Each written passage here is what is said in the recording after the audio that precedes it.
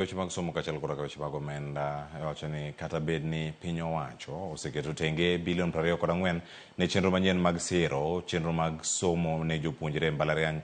Jotend jopuonjre mbalariany mopogore opogore wuok oko mar kwedo chenro no ka giwacho ni ne ok onywand pachgi e chenro no ka ginyiso luoro ni hola nyalo tweyogi. Ne gitwak e romo mane okelo kanyakla bad migawo mar somo kod jotend jopuonjre mawuok e konde mopogore opogore pacho kae. Jatatije mar Universities Fan Geoffrey Monari odok ne chenro no mar siro jopuonjre sombgi e yore mag omenda ka owacho ni chenro no biro dhi nyime maonge dewo wang'. Bende osingo mar rango ywak mag jopuonjre ochwalo.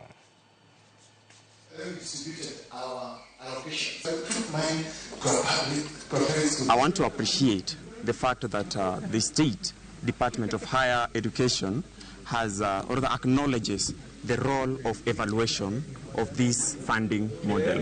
And another thing that I want to address, it is an evaluation, meaning a policy will come to an effect, will be implemented very soon. It is going to become now a policy. But we're here to ensure that now the government officials, or rather the government, won't sit somewhere comfortably deduce that student leaders were okay with this funding model. We're here to say that it is ineffective and they must relook into the ways. The model is not working. It is frustrating our students even more, and we would like if the organizers, they listen to us student leaders. They are supposed to evaluate it even further, and if possible, they should quit it. The previous model was, the funding was based on, number one, we were funding universities, not students. Number two, we were funding students based on differentiated unit cost.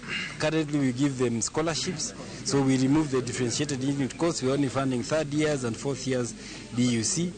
The other concern is was the level of funding. We have increased the level of funding for the students because, for example, the upkeep help was giving. Now students are given full the upkeep, and those are the concerns.